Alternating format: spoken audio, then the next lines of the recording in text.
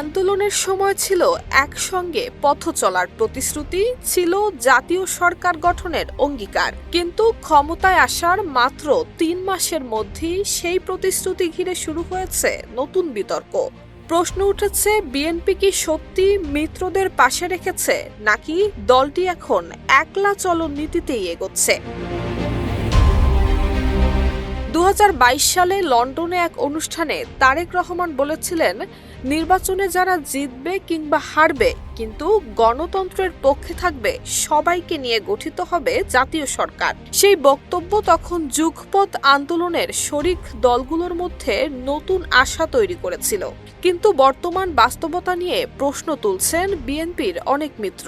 তাদের অভিযোগ, ৪৯ সদস্যের মন্ত্রিসভা এবং ১০ জন উপদেষ্টার বিশাল কাঠামোতে যুগপৎ আন্দোলনের শরিকদের প্রতিনিধিত্ব খুবই সীমিত।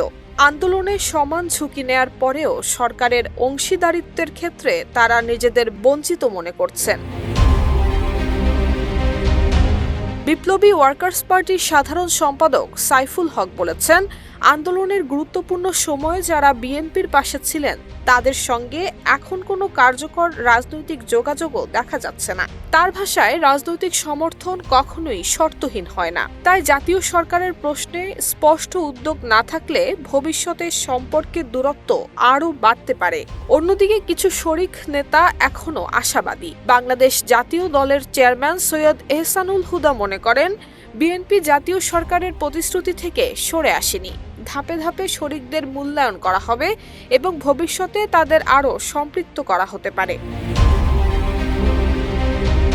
এদিকে বিএনপির নীতি নির্ধারকরাও বলছেন, জাতীয় সরকার মানে সব দলকে সমান সংখ্যক মন্ত্রণালয় দেয়া নয়, বরং বিভিন্ন রাজনৈতিক শক্তিকে সরকার পরিচালনায় সম্পৃক্ত করাই এর মূল উদ্দেশ্য।